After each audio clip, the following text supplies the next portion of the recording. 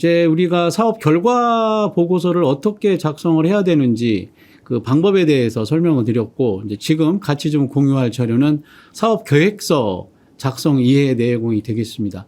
역시 우리 M센터에서 사업 계획서 관련된 목차 그리고 양식을 좀 정해 주셨고요. 이 자료가 이제 모든 광역센터에 배부가 될 걸로 알고 있는데, 일단 하나씩 좀 살펴보도록 하겠습니다. 먼저 목차가 사업 계획서는 사업 결과 보고서와 달리 3장으로 구성되어 있죠. 사업 결과 보고서는 2장으로 구성되어 있는데, 계획서는 일반 현황 그 가운데에 환경 분석이라고 하는 꼭지가 하나가 들어가 있습니다. 뭐 어쨌든 그 사업 결과 보고서 작성하실 때도 방법에 대해서 말씀 올릴 때도 제가 몇 차례 강조했지만, 이 목차를 역시 사업 계획서를 작성하실 때도 좀 꼼꼼히 챙겨보시고 이 뼈대인, 척추인 이 구조가 어떻게 되어 있나 살펴주시면 좋을 것 같습니다. 1장, 2장, 3장 쭉 보시게 되면 1장은 사실 사업 결과 보고서와 크게 다르지 않고요. 일반 현황이기 때문에 2장의 환경 분석과 3장의 그 2000땡땡년도, 예를 들어서 이제 2024년도 계획으로 예를 들자면 2024년도 사업 계획 이런 것들이 좀 나열되어 있습니다.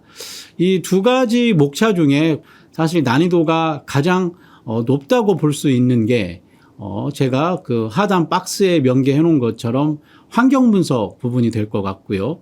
그 다음에 그 3장이 중정도의 난이도가 될 것 같습니다.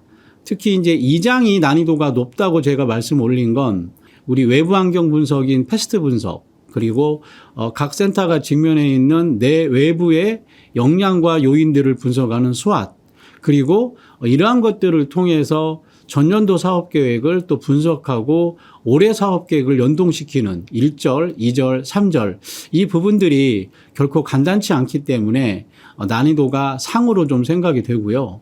사실 이 환경 분석에 있어서 패스트나 스왓은 전략을 공부하고 지금도 전략을 여러 군데에서 강의하고 있는 저조차도 매우 어려운 부분입니다.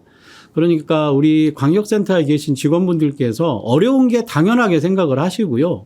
이제 그 어려움을 어떻게 조금이라도 저랑 같이 이 자료를 통해서 공유하면서 좀 낮출까 그런 생각으로 좀 이해하시면 될 것 같습니다. 자, 이제 양식 구체적인 내용 설명드리겠습니다. 일반 현황에 있는 조직도, 그리고 인력, 그리고 정신건강 사업 예산, 이건 사실 사업 결과 보고서와 크게 상치하지 않습니다.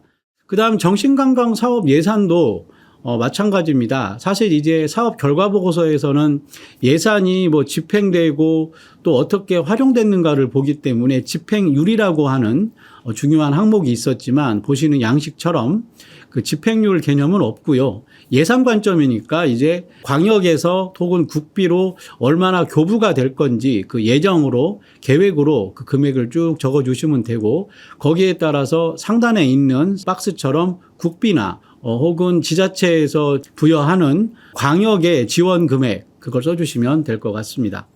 운영위원회에 대해서 말씀 올리겠습니다. 역시 뭐 운영위원회도 우리가 내년도 사업을 함에 있어서 필요한 외부 전문가들을 모시고 많은 고견들을 드려야 되기 때문에 운영위원회가 어떻게 구성이 되고 어떻게 움직이는지 쭉 좀 정리를 해 주시면 좋을 것 같고, 그 각각의 소속 그리고 직위 성명은 계획 단계지만 어떻게 운영위원회를 구성하고 운영을 할 것인지 그 내용을 명기해 주시면 좋을 것 같습니다.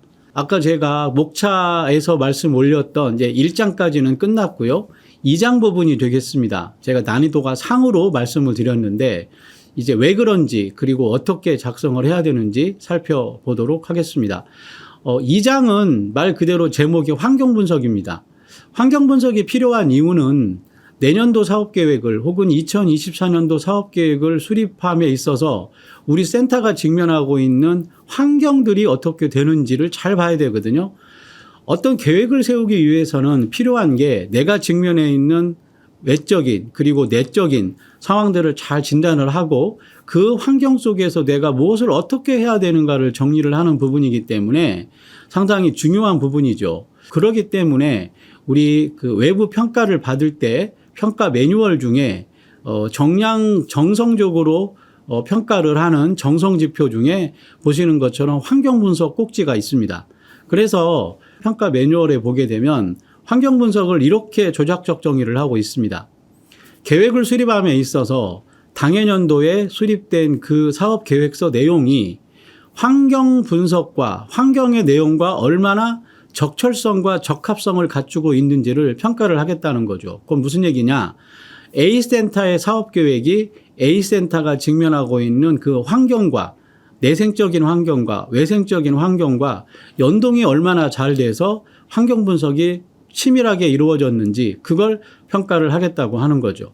자, 그런 맥락에서 어떻게 환경 분석을 평가하겠는가 지표 매뉴얼에 보게 되면 그 동그라미 1번에 하이픈 2개로 되어 있습니다. 환경 분석을 함에 있어서 자료를 활용을 할 때 제가 전에 말씀 올렸던 것처럼 사업 결과나 사업 계획서를 작성할 때 논리적이고 객관적이고 과학적인 게 필요하다고 말씀 올렸죠. 그런 맥락에서 환경 분석을 할 때 사용한 자료들이 매우 객관성과 신뢰성을 좀 갖고 있어야 된다는 거죠.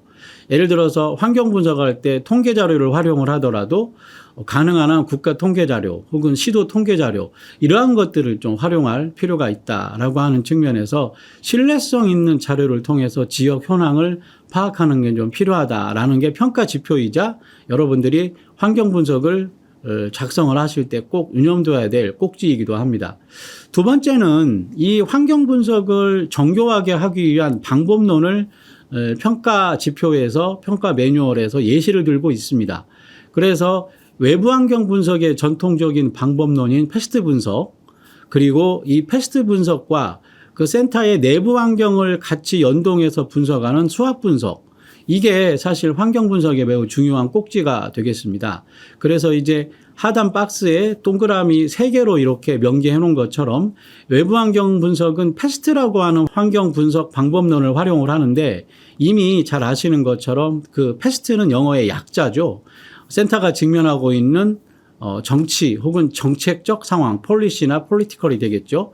그다음에 E라고 하는 경제 환경, 이코노미, 그다음에 S는 그 사회라고 하는 소사이어티 혹은 소셜, 그리고 마지막 T는 기술 환경이 되겠습니다.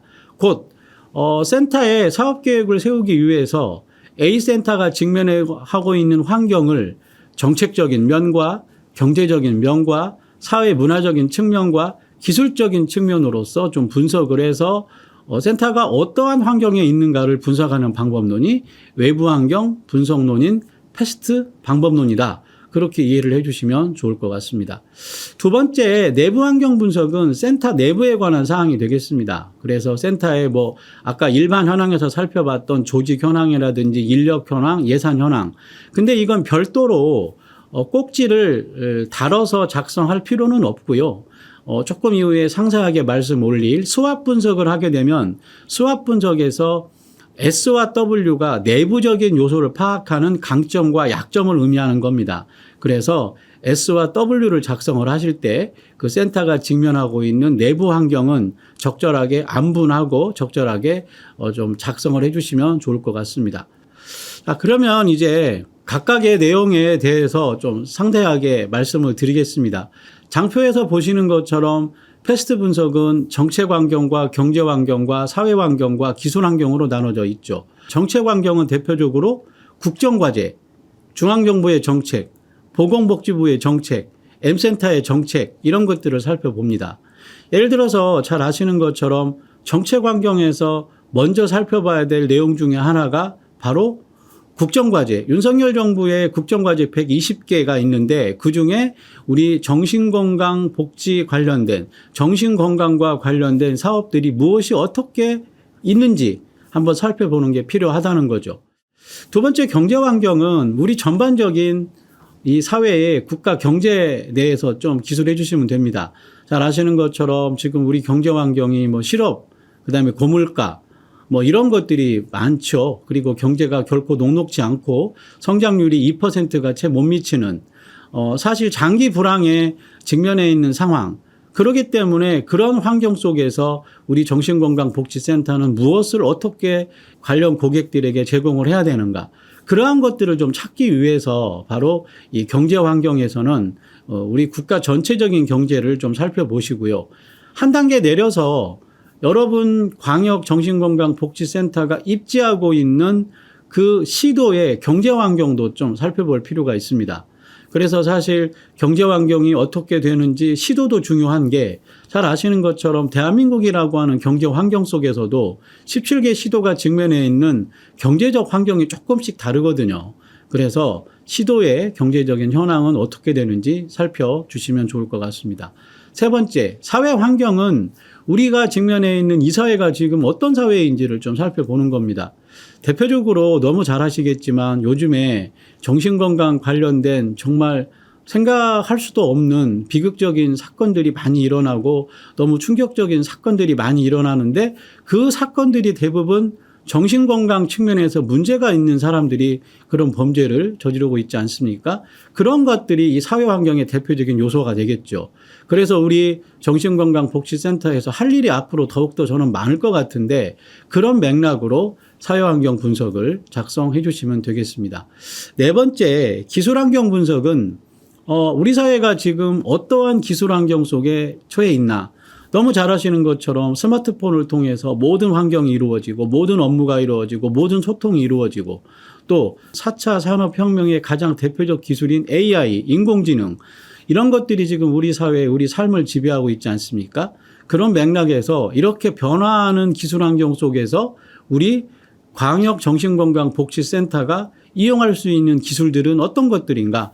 그러한 것들을 찾아보는 게 바로 기술환경 부분의 내용이 되겠습니다. 여러분 이렇게 네 가지 관점으로 정책, 기술, 환경, 분석을 하게 되면 분석도 중요하지만 일종의 이제 이 분석을 통해서 우리 센터가 어떻게 무엇을 해야 되는가라고 하는 방향성이 좀 정리가 되는 게 중요합니다. 그래서 그 방향성이 정리가 되는 것이 오른쪽 맨 끝에 있는 양식처럼 주요 시사점 및 방향성이 바로 그런 내용이 되겠습니다. 특별히 강조를 드리고 싶은 것은 사회 환경입니다. 아까도 제가 예를 들어 드렸지만 요즘 빈번히 발생하고 있는 그 충격적인 사건의 기반에는 정신건강에 문제를 앓고 있는 사람들이 그런 범죄를 일으키기 때문에 우리 각각의 센터들이 할 일이 더 많아지고 그 정신건강 쪽으로 좀 불안전한 분들에 대해서 우리가 더 관리하고 역할이 더 중요하게 되겠죠. 그런 내용들을 사회 환경 속에 기술해 주시고 적어 주시면 바로 그 패스트 분석이 어느 정도 완성이 되겠습니다. 다음 이제 이렇게 그 패스트 분석을 통해서 정책 그리고 경제 그리고 사회문화 그리고 기술 환경이 쭉 정리가 되게 되면 이제 좀 정리가 돼야 될 또 다른 꼭지 중에 하나가 수학 분석이 되겠습니다. 종합적으로 다시 한번 복귀해 드리자면 어떤 기관이 직면해 있는 내부적인 요소인 스트렝스라고 하는 S인 강점, 그리고 위크니스라고 하는 약점, 그리고 오퍼튜니티라고 하는 기회 요인, 그리고 threat라고 하는 위험 요인, 이러한 것들을 분석을 좀 하는 겁니다. 그래서 지금 수직으로 돼 있는 Y축으로 돼 있는 S와 W는 그 A센터가 직면하고 있는 바로 내부적인 요소를 찾아서 우리 A광역센터는 어떠한 강점이 있지? 예를 들어서 뭐 직원들의 업무 역량이 뛰어나다든지 직원들의 뭐 여러 가지 그 정신건강 스킬이 뛰어나다든지 뭐 그런 것들이 대표적인 강점이 될 수 있겠죠. 약점으로 본다면 잘 아시는 것처럼 충분한 예산이 배부되지 않는다든지 교부되지 않는다든지 또 우리가 많은 사업을 하고 싶은데 인력이 부족하다든지 그러한 부분들이 바로 위크니스라고 하는 약점의 요인으로 내부적인 환경 분석이 되겠습니다. 외부적인 환경은 우리 센터가 직면해 있는 박해 요인들, 그러니까 우리가 통제할 수는 없는 외부에서 일어나는 환경들을 적어놓고 그걸 기술하는 그 항목이 바로 O와 T가 되겠습니다. 지금 이제 X축으로 되어 있는데요. 보시는 것처럼 O는 기회 요인으로 되어 있고 T는 위협 요인으로 되어 있죠. 기회 요인은 뭘까요? 매우 불행한 사건이지만 여러 가지 많은 범죄가 지금 최근에 일어난 사건들이 우리 정신건강복지센터의 관점에서는 사업이 더욱더 확장되고 사업이 더욱더 중요시되고 예산과 인력이 더욱더 충분하게 늘어야 될 당연성이 좀 있는 거죠. 그런 내용들을 사회 환경도 기회 요인으로 좀 보시고 적어주시면 된다는 거죠. 왜냐하면 제가 말씀 올린 것처럼 그 X축으로 되어 있는 O와 T는 우리 센터가 제어할 수 없다고 그랬죠. 자, 사회에서 일어나는 범죄들을 우리가 제어할 수 있나요? 제어 못하죠. 그렇기 때문에 그러한 최근에 일어난 여러 가지 불미스러운 사건들이 하나의 우리로서는 좋은 사업의 영역을 확대할 수 있는 기회가 될 수도 있다. 이런 측면으로도 볼 수 있는 거죠. 다음에 T라고 하는 위험 요인은 우리 센터가 제어할 수 없는 외생적인 또 요인들. 예를 들어서 우리 센터가 어느 지역에 입지한다고 그랬을 때 그 입지를 하는 그 지역의 주민들이 우리 광역정신건강복지센터가 입지하기를 환영하는 건 그리 흔치는 않죠. 아무래도 아직도 우리 사회가 이 정신건강에 관한 그 이미지라든지 인식 이런 것들이 그렇게 우호적이지 않아서 보시는 것처럼 또 느끼시는 것처럼 약간 우리로서는 불리한 요소가 되죠. 그래서 그 지금 T라고 적혀져 있는 위험 요인은 다른 말로 표현하면 우리한테 불리한 요인이다, 뭐 불리한 요소다, 그렇게 정리를 해주시면 좋을 것 같습니다. 자, 이렇게 이제 S와 W와 O와 T가 정리가 되게 되면 이제 각각 두 개씩을 묶어가지고 우리 센터는 그러면 무엇을 해야 되지? 라고 하는 내용이 정리가 되는 게 지금 여러분들 보시는 장표에 파란 글씨로 되어 있는 SO, WO, ST, WT 그러한 내용이 되겠습니다. 보시는 것처럼 그 파란 글씨가 SO 전략, ST 전략, WO 전략, WT 전략 그렇게 되어 있죠. 그 전략이라고 하는 건 무슨 말이냐? 방향성이죠.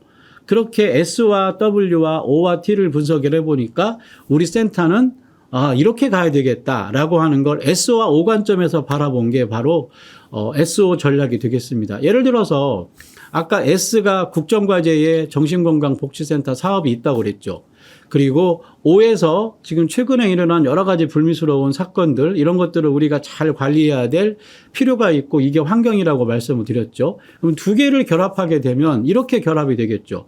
국정과제 및 사회환경 변화에 적극적 대응을 위한 A광역복지센터의 공격적 혹은 선제적 사업 추진 그렇게 SO 전략으로 말을 만들어내고 이렇게 SO 전략의 내용을 채울 수가 있다고 하는 거죠. 결국 종합적으로 말씀 올리면 SO부터 WT까지가 내용이 작성이 잘 되려면 무엇이 먼저 필요할까요? S에 관한 정교한 분석, W, O, T에 관한 정교한 분석이 필요하다는 거죠. 여러분 그래서 SO나 WT를 만들기 전에 먼저 충분한 시간을 갖고 수기의 시간을 가져서 SO와 W, O와 T 그 내용들에 대해서 촘촘하게 작성을 좀 해주시라 그렇게 좀 말씀을 드리고 이러한 것들이 좀 힘든 작업입니다. 특히 제가 아까 2장이 가장 난이도가 높다.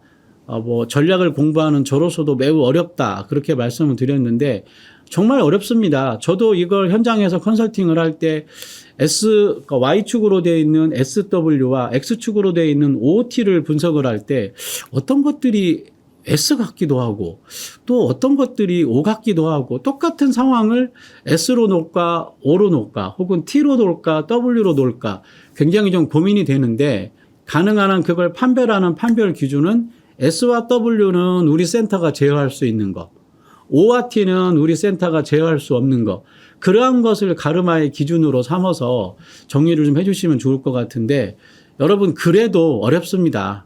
특히 이제 이걸 두 개를 결합해서 SO나 ST, WT 전략을 만드는 거가 간단치는 않은데 이건 이제 처음이 좀 어렵지 한번 좀 힘들 때 해보시게 되면 어느 정도 이제 이해도 되고 조금씩 감이 들어올 텐데 다행히 이제 우리 M센터에서 듣기로는 한 11월쯤에 우리가 현장 실습의 기회도 가지려고 하는 것 같은데 혹시 제가 이제 그 현장 실습에 참여하게 되면 여러분과 같이 이렇게 각각 S와 O, 그 다음에 S와 T, W와 T를 연결시키는 그러한 노하우 또 그러한 실습도 같이 좀 해보려고 합니다.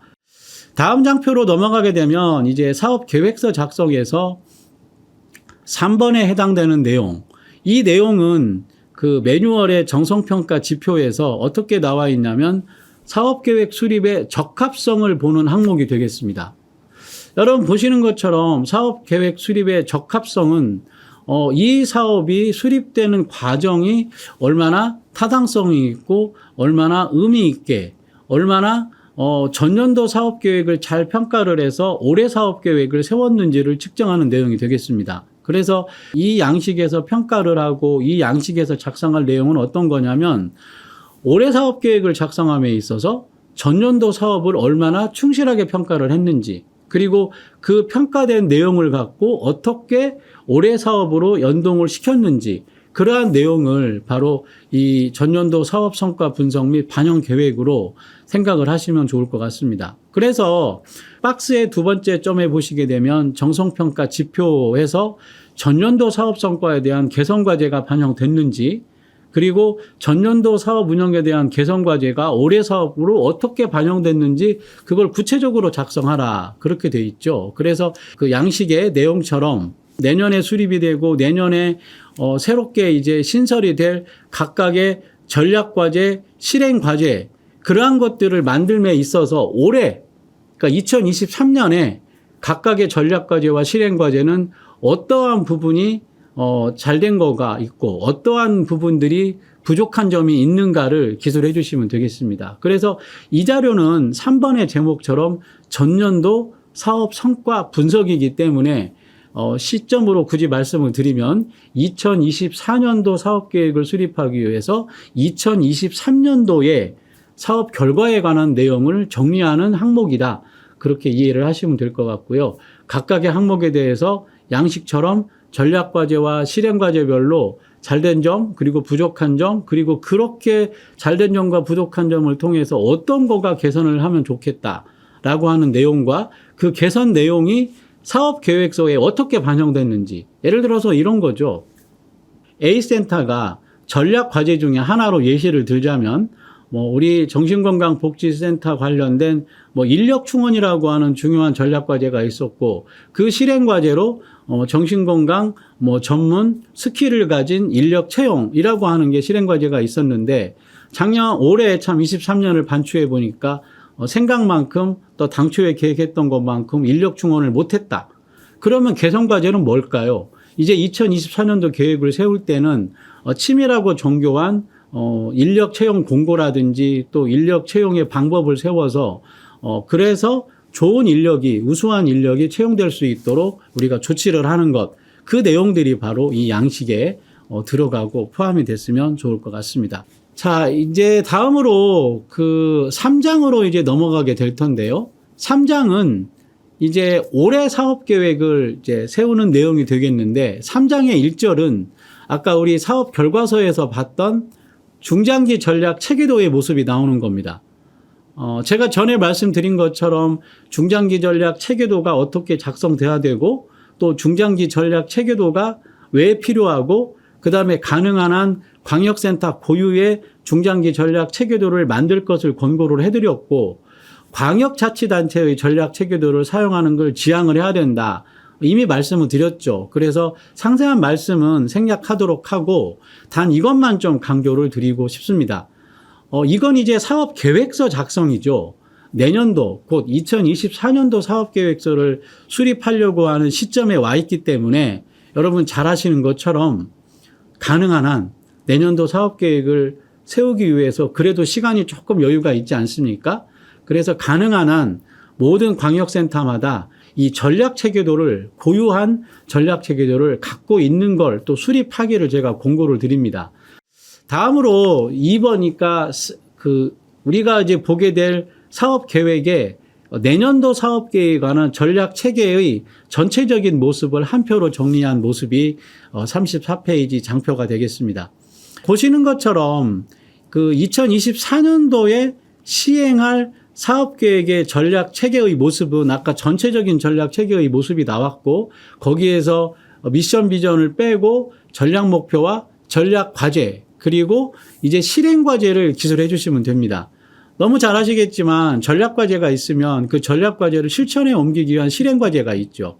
그래서 그 실행 과제들이 말 그대로 누락됨이 없이 기술 쭉 되도록 사업 계획을 수립을 해 주시고 특별히 이 부분에서 중요한 것 중에 하나가 그 실행 과제가 아닌 전략 과제를 얼마나 잘 달성했는지를 내년 말에 2024년도에 사업계획이 수립됐을 때 그걸 쭉 추진을 해서 2024년 말쯤에서 평가할 수 있는 성과지표. 이게 꼭 있어야 됩니다. 사업 결과 보고서 때도 중요했지만 사업 계획서도 중요합니다. 그래서 내년에 우리가 A라고 하는 전략과제를 B라고 하는 성과지표로 평가하겠다. 이게 있어야 되거든요. 왜 중요할까요? 전략과제가 제대로 집행됐는지 평가를 해봐야 되지 않습니까? 평가를 하기 위해서는 어떻게 하는 게 좋을까요? 척도가 있어야 되고 지표가 있어야 되죠. 그게 바로 성과지표이기 때문에 성과지표 항목 꼭 누락됨이 없이 전략과제를 중심으로 해서 성과지표를 작성을 좀 해주십사. 그렇게 말씀을 좀 드리고 싶습니다. 자, 다음으로 이제 당해년도 2024년도 사업 성과 내용이 되겠습니다. 이 내용은 무슨 얘기냐? 사실 이게 그 정성평가의 매뉴얼에서도 매우 중요하게 다뤄지는 내용인데 어떠한 정성평가 내용이냐면 각각의 전략과제가 제대로 집행이 되고 또 이게 잘 추진되고 있는가를 그 목표들이 달성되고 있는가를 측정을 어떻게 과학적으로 할 것인가에 대해서 평가하는 항목이 바로 그 사업 정성평가 지표 목표 수립의 적절성이 되겠습니다. 여러분 그래서 그 지표 매뉴얼 노란색에 뭐 등등등 쭉 적혀져 있지만 그 내용을 제가 하단에 다시 한번 명기를 해 놓은 겁니다. 여기 그 장표 양식을 보시면 핵심 성과 지표 총괄표 이렇게 돼 있죠. 핵심 성과 지표는 성과 지표와 동일합니다. 말 그대로 전략 목표가 내년도에 다 달성이 되고 목표 대비 실적이 어느 정도 달성됐는가를 측정하는 게 뭐다? 성과 지표다. 그래서 그 성과 지표를 측정하기 위해서 만들어지는 게 뭐다? 핵심 성과 지표다. 말 그대로 핵심 성과 지표를 한 바구니에 담아 놓은 게 바로 이 핵심 성과 지표 총괄표가 되겠습니다. 여러분 그래서 보시는 것처럼 이 핵심 성과 지표 총괄표는 전략 과제가 5개가 있다면 그 5개의 성과 지표가 모두가 기록이 돼 있어야 되고 중요한 방점이 목표치입니다. 목표치. 예. 그래서 말 그대로 이 지표가 2024년도에 어느 정도까지를 목표로 해서 내가 관리할 것인가. 그걸 좀 명기를 해야 되고 이 목표치 설정을 잘 해야 됩니다. 목표치는 뭘까요? 제가 중학생이라면 중학생 입장에서 이번 학기 중간고사 때 전체 평균이 85점으로 우리 반에서 10등을 했어요. 그러면 조금 더 열심히 해서 기말 때는 내가 전체 평균을 90으로 올리고 내가 우리 반에서 5등을 해보겠다. 이게 목표거든요. 그런 것처럼 성과 지표는 바로 이렇게 목표치가 다 있어야 됩니다. 그래서 그 목표치를 설정을 잘 해야 되는데 가능한 한 정량적으로 측정될 수 있게 곧 양으로 표현될 수 있게 뭐 달성률, 달성 건수, 달성 횟수, 몇 건, 몇 %, 몇 회 이렇게 좀 표현이 될 수 있도록 하고요. 목표치는 조금 도전적이라 하면 무슨 얘기일까요? 정신건강복지센터 중 사업 중에서 예를 들어 전략과제가 청년 정신건강 복지 관련 교육 횟수라고 하는 교육 실적이라고 하는 성과 지표가 있다고 합시다. 그러면 그 성과 지표의 목표치가 작년의 실적치를 보니까 50건이었어요. 그러면 최소한 50건보다는 그 이상으로 작년보다는 높은 실적으로 목표치를 설정을 해야 됩니다. 그게 바로 목표치의 도전성이라고 하는 건데 그런 관점으로 해서 목표치를 설정을 도전적으로 하는 게 지금 보시는 장표에서 매우 중요한 내용이 되겠습니다. 자, 종합적으로 현 장표를 정리해 보겠습니다. 땡땡년도 곧 2024년도 사업 성과에서 다 중요하지만 가장 중요한 거가 뭐다? 전략과제에 따른 성과지표를 잘 도출을 해야 되고 그 성과지표의 목표치를 도전적으로 설정을 해야 된다. 그걸 유념을 하시고 그 목표치를 관리하고 담당하는 담당 부서도 꼭 명기해 주십시오. 왜냐하면 어떻게 보면 실명제죠. 이 지표를 관리하는 부서 그리고 담당, 팀 이런 것들이 명료하게 있어야지 그 지표가 관리가 잘 되기 때문에 그 담당 부서의 이름도 좀 명기해 주시면 좋을 것 같습니다. 다음으로 이제 전략과제를 내년 한 해 동안 어떻게 운영을 할 것인가라고 하는 그 사업 추진 계획이 되겠습니다. 지금까지는 약간 포괄적인 내용이었다면 이 내용은 조금 구체적인 내용이 되겠죠. 예를 들어서 내년도에 A 정신건강복지센터에서 무슨 사업을 어떻게 할 것인가를 좀 소상히 기록한 그 장표가 지금 보시는 4번의 전략과제 운영 계획이 되겠습니다. 측정 성과지표에서 사업계획 수립의 적합성 이렇게 돼 있죠. 그럼 무슨 얘기냐? 내년에 하겠다고 하는 사업이 정말 적합하고 그 적합하다는 얘기는 환경 분석을 통해서 사업들이 도출이 됐는지 그리고 각각의 사업들 추진하겠다고 하는 그 계획들이 정교한가 그리고 각각의 내용들이 충실하게 작성이 됐는가 이러한 것들을 측정을 하는 겁니다. 그래서 그 세부 양식의 그 각 꼭지가 그 박스 하단에 보시면 동그라미 1번부터 동그라미 5번까지 제가 쭉 명기를 해놨는데 뭐 이건 각각의 내용들을 좀 참고하시고 살펴주시면 좀 좋을 것 같고요. 다만 여기서 좀 말씀 올리고 싶은 것은 그 추진 핵심 성과 목표 핵심 성과 목표는 말 그대로 전략과제 중심으로 작성을 해 주셔야 되고요. 그 하단에 있는 수행 성과 목표는 실행과제 중심으로 작성을 좀 해 주셔야 됩니다. 그러니까 같은 양식표에 있지만 4번의 그 위치에 있는 핵심 성과 목표는 전략과제 조금 범위가 넓은 큰 전략과제 중심으로 기술해 주시고 수행 성과 목표는 밑에서 전략과제를 받쳐주고 있고 그 전략과제와 연계되어 있는 실행과제를 중심으로 해서 수행성과 목표를 좀 적어주시면 된다. 그렇게 이해를 해주시면 좋을 것 같습니다. 자, 다음에 이제 좀 살펴볼 내용은 빨간색 테두리가 칠해져 있는 그 내용을 보시면 되겠습니다. 정성평가 지표로 보게 되면 사업 운영의 충실성입니다. 그래서 이 정성평가 사업 운영의 충실성을 어떻게 평가위원들이 평가를 하겠는가라고 하는 그 지표 매뉴얼에 이 정성평가 지표의 사업운영 충실성에 관한 조작적 정의가 되어 있죠. 두 번째 점에 동그라미 1번에 보시는 것처럼 이 사업을 추진하기 위해서 필요한 인력 그리고 예산 이러한 규모가 적합한가?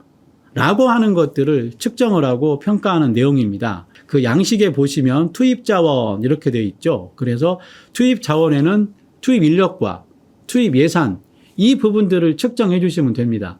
그리고 계획했던 인력, 예를 들어서 A라고 하는 전략과제를 내년에 추진할 때 인력이 한 5명이면 적정할 것 같다. 판단이 드시면 거기다가 5명으로 적어주시고 예산은 한 2천만 원 정도 들어갈 것 같다. 그러면 한 2천만 원 정도로 기술해 주시면 된다는 거죠. 단 여기서 주의를 해야 될 게 무엇이냐면 사업 결과 보고서를 작성을 할 때 똑같은 이 장표가 있습니다. 근데 사업 결과 보고서에는 어떻게 내용이 적시가 되어야 하냐면 사업 계획에서 수립했던 인력이 제대로 투입됐는가? 곧 사업 계획에서 5명을 계획을 했는데 정말로 5명이 투입이 됐는가? 예산을 2천만 원으로 계획을 했는데 정말로 2천만 원이 들어갔는가를 사업 결과 보고서에서 작성을 하는 거거든요. 자, 그렇다면 역으로 다시 치환하자면 계획을 세울 때 인력과 예산을 정교하게 보고 세워야 된다는 거죠. 그래야지 내년 말에 가서 사업 결과서를 작성을 할 때 인력과 예산의 투입 정도가 일치가 된다는 거죠. 그래서 계획이긴 하지만 계획을 세우실 때 이 사업 계획의 인력과 이 사업 계획의 예산을 잘 살펴주시면서 계획을 좀 수립을 해라. 그렇게 감히 권고 말씀을 드리고 싶습니다. 자, 다음 정성평가 지표를 보겠습니다. 붉은색 테두리로 명기되어 있는 그 내용인데 이 정성평가 지표는 지표 명칭이 사업 운영의 충실성인데 어떠한 내용으로 사업 운영의 충실성을 보겠는가라고 하는 지표 매뉴얼 정의를 보게 되면 각각의 전략과제와 전략과제 하부에 형성되어 있는 실행과제들이 얼마나 구체적이고 얼마나 타당성 있고 얼마나 그 센터의 고유한 특성이 발현되게 내용이 작성됐는가 이걸 측정하는 거가 바로 이 양식이 되겠습니다. 그래서 그 주요 내용에 그 작은 글씨로 지금 옅은 회색으로 M센터에서 어떠한 내용이 포함되어야 하는가를 그 지표 매뉴얼과 연동이 돼서 예시로 이렇게 좀 명기를 해놨습니다. 그래서 주요 내용을 작성하실 때는 그 사례를 좀 보시고 작성을 해주시되 꼭 유념해 주셔야 될 건 뭐냐? 주요 내용에는 전략과제와 실행과제가 같이 들어가야 됩니다. 일단 맨 상단에는 전략과제 명칭을 적어주시고, 예를 들어 전략과제가 5개가 있다고 하면 1번 전략과제를 적어주시고, 그 1번 전략과제의 그 추진 계획, 뭐 일정, 그 다음에 실행 방안 이런 것들을 개괄적으로 적어주시고, 그 밑단으로 이제 그 전략과제 1번을 추진하고 집행하기 위한 실천과제인 실행과제의 1-1, 1-2 그 내용을 똑같이 전략과제 개관에서 설명드린 것처럼 실행과제의 추진 방법, 사업의 대상, 사업의 기간, 그 다음에 뭐 외부 자문은 또 어떻게 할 건지 그러한 내용들을 조금 상세하게 적어주시면 좋을 것 같다고 말씀을 드리고요. 특히 이 부분이 중요한 이유가 외부 평가위원들이 평가를 했을 때 이 센터는 타 센터에 비해서 어떤 고유성이 있는가, 어떠한 차별성이 있는가를 보는 항목이 되겠습니다. 그래서 이 주요 내용을 작성하실 때 많이 힘드시겠지만 우리 센터의 유니크한 사업, 우리 센터의 고유한 사업, 타 광역센터에 비해서 차별성이 있는 사업을 좀 중심으로 해서 기술해 주시고 그 내용을 좀 강조하는 그러한 방법으로 주요 내용을 작성해 주시면 좋을 것 같습니다. 자, 39페이지에 있는 맨 위에 붉은색 박스로 칠해져 있는 부분들은 쉬운 부분이죠. 사업 결과 보고서 작성할 때 말씀드린 것처럼 이건 그냥 사업 계획을 수립하면서 올해 진행되게 될 전략과제와 실행과제를 쭉 적어주시고 1월부터 12월까지 어떻게 추진할 것인가 그 계획을 검은색 동그라미로 마킹만 해주시면 되는 겁니다. 다음으로 좀 살펴주셔야 될 게 정성평가 지표로 이름을 하자면 연계협력. 근데 어떤 연계협력이냐? 지역사회와의 연계협력이 되겠습니다. 사업 결과보고서는 이제 지역사회 연계협력을 1년간 어떻게 해왔는가를 작성하는 내용이라면 지금 사업계획서에서는 앞으로 어떻게 지역사회와 연계협력을 구축할 것인가, 또 어떻게 지역사회와 연계협력을 통해서 좋은 자문을 받고 좋은 활동을 할 수 있도록 계획을 서주시면 되는 겁니다. 그래서 이 내용도 이미 사업 결과 보고서에서 상세하게 설명드렸기 때문에 주요한 꼭지만 좀 몇 가지 말씀 올리는 걸로 축약하도록 하겠습니다. 역시 장표 양식을 보게 되면 지역사회 자원이라고 하는 거가 유관기관, 그 정신건강 전문가나 기관 등을 의미한다. 이미 말씀드린 것처럼 인지해 주시면 좋을 것 같고, 이 작성의 내용이 바로 내부와 외부로 구성되어 있다.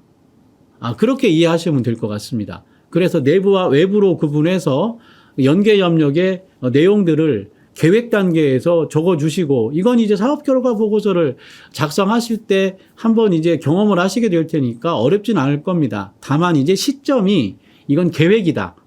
그렇게 해서 올해 혹은 내년에 우리가 사업계획서를 작성할 때 내부 자원을 어떻게 활용하고 외부 자원을 어떻게 활용할지 연계협력에 관한 내용을 명기해 주시면 좋을 것 같습니다. 자, 다음으로 살펴볼 내용은 정성평가 지표인 사업관리가 되겠습니다. 이것도 사업 관리를 잘하기 위해서는 과정을 관리를 잘하는 게 중요하기 때문에 측정하는 내용은 모니터링 체계가 내부와 외부에서 어떻게 구축이 잘 되어 있나, 그리고 내부와 외부 모니터링 체계를 통해서 어떠한 회의가 열릴 거고 그 회의가 개최되는 주기는 어떻게 되고 참석자는 어떻게 될 것인지 그 계획을 적어주시면 됩니다. 다음으로 이제 조금 어려운 부분이 내용 부분이 될 텐데, 아직 모니터링 체계도 구축도 안 돼 있고 모니터링 체계에 관한 내부 외부적인 그 틀도 갖춰져 있지 않는 사업 계획 단계에서 내용을 쓴다는 게 다소 좀 추상적이긴 하겠지만 계획으로 써 주시면 됩니다. 뭐 예를 들어서 외부 모니터링 체계라고 한다면 뭐 전형적인 외부 전문가 자문회의 그렇게 써주시고 뭐 외부 전문가 자문회의를 한 반기별로 2번 정도 뭐 개최한다 그렇게 주기 적어주시고 참석자는 외부 전문가 자문위원들 뭐 사람 숫자 적어주시고 내용에는 외부 전문가들을 통해서 듣고자 하고 외부 전문가들을 통해서 자문받고자 하는 내용들을 계획 단계로 적어주시고 계획 관점으로 적어주시는 걸로 이해하면 되겠습니다. 자, 이게 이제 마지막 장표인데 이게 참 난이도가 어떻게 보면 사업 결과서나 사업 계획서나 모두를 포함했을 때 가장 높은 난이도가 있을 것 같습니다. 왜냐하면 지금 우리 광역센터에 계신 분들이 처음 보는 장표이기 때문에 M센터에서 올해 이제 처음으로 이러한 양식을 조금 만드셨고 이걸 이제 배부할 예정인데 이름하여 지표 정의서가 되겠습니다. 이건 무엇이냐면 아까 우리 사업 관리를 잘하기 위해서 매우 필요한 것 중에 하나, 중요한 것 중에 하나를 제가 말씀 올릴 때 성과 지표를 얘기를 했죠. 핵심 성과 지표를 얘기를 했죠. 우리가 무엇을 어떻게 했는가를 측정하는 게 바로 성과 지표다. 목표를 달성한 정도를 측정하는 게 바로 성과 지표다. 그렇게 말씀을 올렸죠. 자, 그 지표 각각에 대해서 이 지표들이 어떻게 만들어졌고, 목표값은 어떻게 설정이 됐고, 그 다음에 그 성과 지표를 측정하는 측정 방법은 무엇이고, 이런 것들을 한눈에 바라볼 수 있게 정리해 놓은 표가 바로 지표 정의서가 되겠습니다. 우리 광역정신건강복지센터에 계신 모든 분들은 굉장히 좀 많은 어려움을 느끼시고 처음 보는 거기 때문에 부담이 되시겠지만 사실 성과 관리를 하는 모든 공공기관들, 이건 민간기업도 마찬가지입니다. 다, 전 기관들이 다 이 지표정의서를 다 가지고 있습니다. 그리고 지표정의서를 통해서 성과지표를 관리를 합니다. 여러분, 그래서 제가 지표정의서를 부득불 좀 자세하게 설명을 드릴 수밖에 없는데 그 지표정의서의 동그라미 1번, 2번처럼 1번에서 제가 말씀드리고자 하는 건 이미 말씀드렸죠. 다 모든 기관이 일반적으로 관리하는 양식이다. 그래서 우리가 이제 올해 처음 해봐서 어렵지 이게 한번 작성이 되잖아요. 그러면 내년부터는 혹은 차년도부터는 차차년도부터는 여러분이 성과지표를 담당하다가 다른 분이 그 업무를 담당하더라도 전혀 문제없이 이걸 개보수를 할 수 있는 겁니다. 그래서 첫 해가 어렵지만 여러분들이 한번 꼭 좀 필수적으로 꼭 좀 작성을 해 주십사 그렇게 말씀을 드리고 싶습니다. 자, 이 지표정의서는 작성이 될 때 핵심 성과가 발현되는 걸 측정되는 성과지표이기 때문에 전략과제를 대상으로 해서 만들어집니다. 실행과제가 아닙니다. 사실 실행과제로 지표정의서를 만들어라고 했으면 너무너무 힘들었겠죠. 왜냐하면 실행과제가 제가 얼추 보니까 많은 우리 광역 같은 경우에는 30개, 20개가 될 수도 있는데 그럼 지표정의서가 20장, 30장이 나와야 되는 거죠. 근데 전반적으로 모든 광역센터를 제가 다 보진 못했지만 보편적으로 전략 과제가 한 5개, 6개 정도로 되게 돼 있더라고요. 결국 그렇게 됐을 때는 전략 과제가 4개면은 4개 정도 지표정의서, 뭐 6개면 한 6개 정도의 지표정의서가 나오겠습니다. 자, 이 지표정의서를 구성하는 양식 하나하나 꼭지에 대해서 말씀 올리겠습니다. 전략 목표, 전략 과제는 이미 설명드렸고요. 목표치는 뭘까요? 제가 아까 성과지표를 말씀드릴 때 얼추 말씀드리고 갔죠. 해당 성과지표가 당해년도에 달성하고자 하는 목표값. 그런데 목표치는 동그라미 2번에서 제가 기술해 놓은 것처럼 가능한 한, 정량적으로 가능한 한, 측정할 수 있게 가능한 한 명료하게 좀 만드시는 게 필요하고요. 그 세 번째 동그라미 지표 정의는 무엇이냐면 이 지표가 왜 만들어졌는지, 이 지표가 어떠한 의미를 갖고 있고, 이 지표는 무엇을 측정하는 건지, 그 측정에 관한 대상에 관한 내용을 적어주시면 됩니다. 이 지표 정의를 조금 쉽게 작성하기 위한 팁 하나 말씀 올리면 우리 상단에 있는 전략 목표와 전략 과제가 있지 않습니까? 그러면 그걸 그대로 좀 긁어와서 A 전략 목표 및 B 전략과제를 추진하기 위해서 그 성과의 달성 정도를 측정하기 위해서 땡땡땡 성과지표를 도출함. 그렇게도 작성될 수 있고 그렇게 시작이 될 수 있다고 하는 거죠. 뭐 어쨌든 각설하고 지표정의 동그라미 3번은 무엇이다? 해당 성과지표를 통해서 측정하고자 하는 대상, 그리고 이 지표가 왜 만들어졌는가를 기술해 주시면 좋을 것 같습니다. 자, 동그라미 4번은 측정 방법이 되겠습니다. 곧 이 얘기는 다른 말로 말씀 올리게 되면 측정 산식입니다. 곧 계산식이죠. 여러분들 지표가 있으면 그 지표를 어떻게 측정할 것인지 계산식이 있어야 되겠죠. 예를 들어 아까 제가 말씀 올린 것처럼 인력 충원율이라고 하는 성과지표가 있다고 합시다. 그러면 인력 충원율이라고 하는 걸 계산하는 계산식이 있어야 되겠죠. 왜냐하면 목표 대비 달성도를 측정하기 위해서는 어떠한 것을 계산을 해야지 달성률이 나오기 때문에. 그러면 인력 충원율은 어떻게 측정 방법, 측정 산식이 나올까요? 인력 충원 목표 대비 인력 충원 실적 곱하기 100 이렇게 만들어지겠죠. 바로 이게 무엇이다? 측정 방법. 측정 방법은 다른 말로 치환하자면 측정 산식으로 이해하시면 됩니다. 곧 계산식으로 이해하면 됩니다. 그걸 어떻게 이 계산식을 통해서 성과지표를 측정할 건가, 그 내용을 자세하게 지금 예시장표에 보시는 것처럼 좌측에 있는 내용으로 작성해 주시면 되겠습니다. 자, 그 다음으로 동그라미 5번에 있는 것처럼 목표치 산출 근거가 있습니다. 자, 예를 들어서 아까 말씀 올린 것 다시 중학생으로 돌아가 보겠습니다. 제가 이번 중간고사 때 종합평균이 85점이었는데 기말고사 때 목표치를 90점으로 올리겠다. 그럼 5점이 올라간 거죠. 그러면 그 5점을 어떻게 내가 산출했는지 그 근거를 적어 놓는 겁니다.